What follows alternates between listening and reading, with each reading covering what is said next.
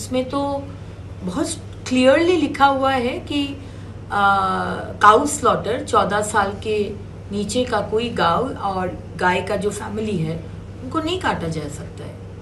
दूसरे राज्य में ये नियम नहीं है या कम है या दूसरे तरह का है, लेकिन बंगाल में है और पिछला सरकार के टाइम में भी ये था, लेकिन कोई लागू नहीं किया है अपना वोट बैंक के लिए। हम लोग तो बोले नहीं है कि काटा नहीं जाएगा, लेकिन 14 साल के ऊपर होना है, इसका सर्टिफिकेट आपको देना है। और अगर गलती से भूल सर्टिफिकेट भी दे दिए, जो देगा उसका व्यवस्था हम लोग लेंगे। तो ये बहुत स्ट्रिक्ट नियम है। इसमें तो ऑनरेबल हाई कोर्ट जो बोले हैं वो जो नियम है वही बोले हैं। दीदी आज आपके दफ्तर में मीटिंग हुआ, किस बारे में मीटिंग हुआ दीदी, वो थोड़ा सा। हमारे दफ्तर में हम लोग गियर अप कर रहे हैं, क्योंकि 8 जून से मॉनसून का हम लोग का एक फोरकास्ट होता है। थोड़ा इधर उधर होता है डेट, लेकिन 8 जून पकड़ के हम लोग आगे बढ़ रहे हैं और हाथ में 18 दिन टाइम है। तो सारे दफ्तर के सारे जो विभाग है उनको बुलाए थे, ताकि हाथ में 18 दिन इसका प्रिपरेशन लेना है। सारे बंगाल में कहीं पर भी जनता को कोई दिक्कत ना हो, कलकत्ता में भी ना हो, आसनसोल में भी ना हो और कहीं पर ना हो। तो इसलिए सबको बोला गया है। हम लोग टीम वर्क का हिसाब से काम करेंगे और मॉनसून में ये 2 महीना कोई छुट्टी नहीं लेगा, ये भी हम अनुरोध किए हैं। पावर क्या बोले उसको, पंप ज़्यादा खरीदने के लिए हम ये अनुरोध किए हैं, ताकि अचानक से बहुत बारिश हो जाए। लास्ट टाइम जो हुआ था उसको संभालने में पंप लगेगा, तो पंप विथ बैटरी या विथ तेल और विथ ऑपरेटर रेडी रहना चाहिए। वो हमारे पिछला फायर ब्रिगेड मंत्री के तरह आग लग जाता लेकिन दमकल में पानी नहीं रहता, वैसा नहीं होना चाहिए। तो मशीन और पानी और ऑपरेटर सब रेडी रहना चाहिए। और हम अपने से हम जाएंगे हर ब्लैक स्पॉट जो बोले हैं, कोलकाता कॉर्पोरेशन का 22 ब्लैक स्पॉट और करीब 300 के ऊपर ब्लैक स्पॉट जहां पानी जमता है, ऐसा बंगाल में है। तो इसमें हम लोग जाएंगे और हम ज़्यादा करके विधायक के सपोर्ट मांगते हैं।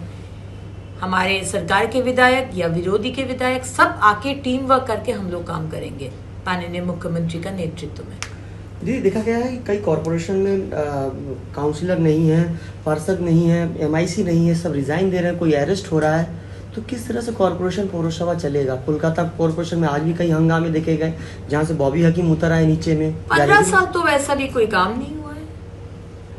15 साल आज इतना जो डंप यार्ड, आप एयरपोर्ट की तरफ से जाओ, हाईवे के तरफ, आपका बायां तरफ आप देखिए पहाड़ के जैसा गंदगी, गार्बेज।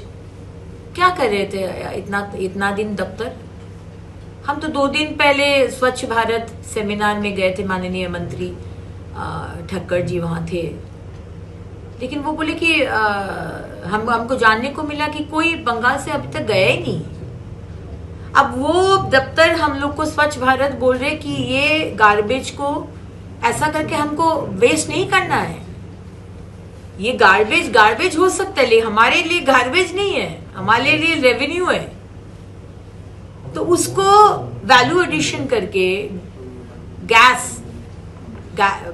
जो गैस होता है वो गैस बनाना या मैन्योर बनाना या आपका जो पेवमेंट ब्लॉक्स होता है वो बनाना।